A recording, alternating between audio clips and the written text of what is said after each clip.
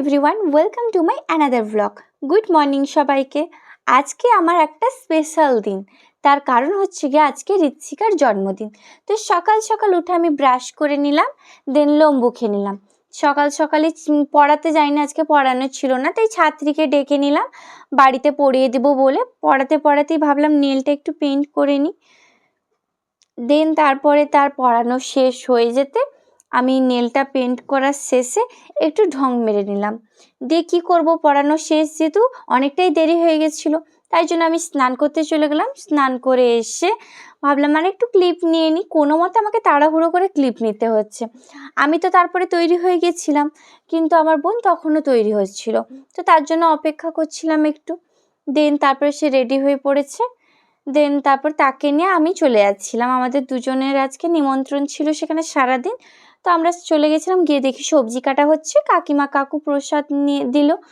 তো আজকের মেনু ছিল ঢ্যাঁড়স ভাজা, আলু ভাজা, কুদলি ভাজা, বেগুন ভাজা, আর ছিল আলু পটলের তরকারি, দই মাছের কালিয়া, চাটনি, আরও অনেক কিছু হয়েছিল, কিন্তু আমরা এইটুকুই খেয়েছি। এখানে মনা আর মাসি মানে প্রিয়াঙ্কা কাকিমার বোন, আমরা সবাই খেতে বসে গেছিলাম, কিন্তু তারা খায়নি, কারণ বোনের জন্মদিন সেলিব্রেট হবে, সে খাবে।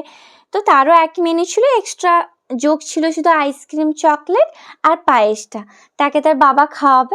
এই যে থালা সাজানো হয়েছে তার।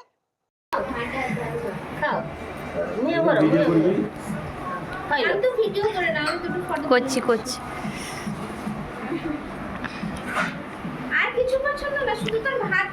ঘাঁটছে, সে সেটাকে ঘাঁটবে।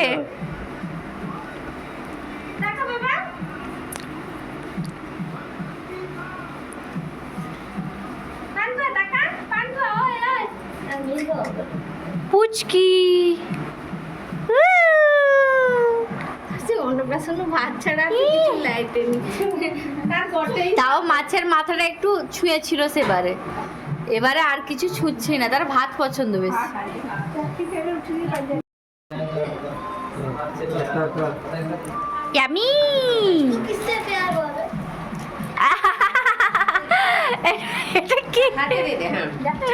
তোমরা তো সবাই সব শুনলেও দেখলে। ব্যাস, আমরা তারপর খেয়ে দিয়ে ঘুমিয়ে পড়েছিলাম, একদম ঘোর ঘুমে পড়ে গেছিলাম। দেন তারপর ভাবলাম সন্ধেবেলা যেহেতু পার্টি আছে, তো তাই জন্য একটু ভালোভাবে রেডি হতে হবে। আমরা ঘুমিয়ে খেয়ে দিয়ে সব ঘেঁটে করে ফেলেছিলাম, তাই জলদি আমরা বাড়ি চলে যাচ্ছিলাম। আবার একটু মানে এই একই পোশাকই থাকবে, একটু রেডি হয়ে আসবো আর কি, চুলটুল ঘেঁটে বাড়ি এসে আমরা পেয়ারা, আমি পেয়ারা কাটছিলাম, বোনকে একটু দিলাম, আমি খেলাম। তারপরে রেডি হতেই 7টা বেজে গেছে। দেন কাকু আবার ফোন করছে, কি রে কখন আসবি?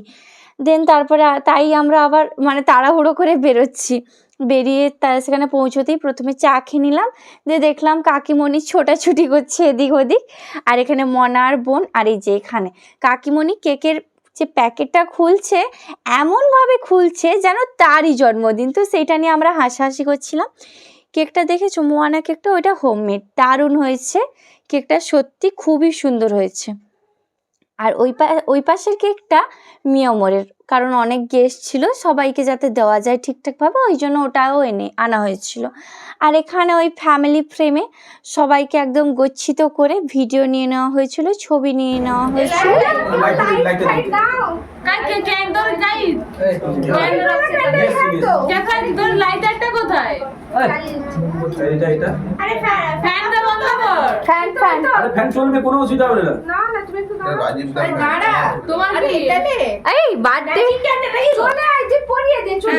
যাও তুমি যাও। ঠিক আছে,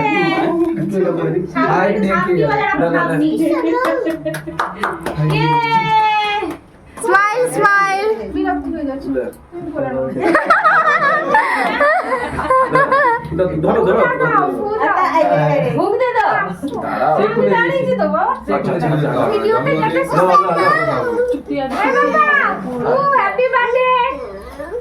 Happy birthday to you. Happy birthday to you. Happy birthday dear Ritsika. Happy birthday to you. Happy birthday.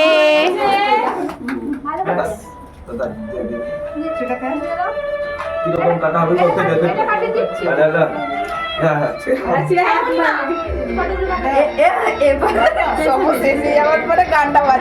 সরস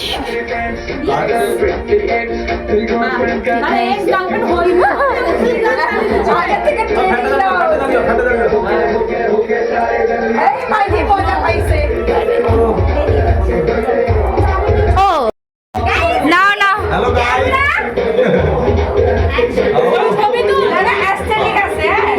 আমরা বসে গেলাম কেক কাটিং হওয়ার পর, সেলিব্রেট হওয়ার পর এখানে আমরা হাই হ্যালো করছি, যে কেকটা আমি নিয়ে খেতে বসে গেছিলাম।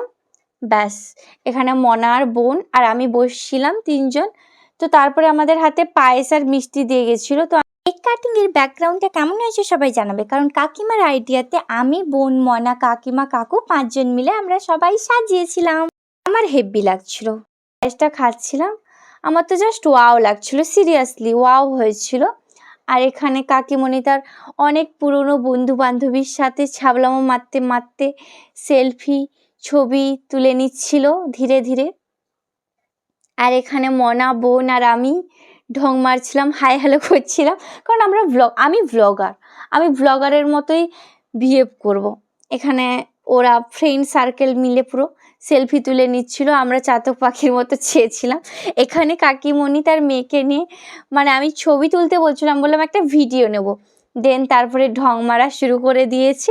এই দাঁড়াও দাঁড়াও, আমি চুলটা খুলিনি, এরকম খোপা ভালো লাগছে না। কাকিমা বলছে এই যে আমি অনেক বড় ভিডিও করেছি কিন্তু আমি ছাড়িনি, কেননা মানে ইউটিউবে না ঠিকঠাক আসে না। এবার তারপরে গিফট খুলে নেওয়ার পালা। তো কাকিমা বলছে গিফটগুলো খোলো মান্তু, বোনকে দেখাবো কি কি পেয়েছে। তো দেন প্রথমে এই ফার্স্টে এই পিঙ্ক কালারের টেডিটা দিয়েছিল। এবার কে দিয়েছিল আমি এই মুহূর্তে ভিডিও যে এডিট করছি মনে পড়ছে না। তারপরে এই ব্যাগের ভেতরে বের করে দেখলাম একটা ক্যাডবেরি চকলেট আছে, যেটা আমি বনুর দিকে বাড়িয়ে দিলাম, দিয়ে তারপর সে নিয়ে সেটাকে খেলা শুরু করে দিল। তারপরে একটা গিফট র্যাপে প্যাকিং করা ছিল। তো আমি ধীরে ধীরে খুলছিলাম, কিন্তু বোনের সেদিকে তর্সই ছিল না। সে বলছিল ভাই তুই কি খুলছিস, জলদি এদিকে দে, জলদি দে। তার তর্স হয়েছে না, তাই কোনো মতে আমাকে বের করতে হয়েছিল। দেন তারপরে বের করে যখন দেখি ওয়াও, 2টো বারবি আছে, একটা কাকিমণি আর একটা ঋত্বিকা। আমি কাকিমাকেও বলছি এই দেখো, একটা তুমি আর একটা তোমার মেয়ে। কাকিমাকে দেখাচ্ছি, আর দেন তারপরে বনুকে দেখাচ্ছি, কিন্তু সে এখন ব্যস্ত, এই যে দেখে নাও তোমরা। তারপরে আমি ঋত্বিকাকে নিয়ে ঢং মেরে নিচ্ছিলাম। যাই হোক, ব্লগটা পুরোটা দেখে লাইক কমেন্ট করে দিও। টাটা সবাইকে। Happy birthday to you, happy birthday Ritwika, happy birthday, happy birthday, happy birthday to you. টিং টিং টিং।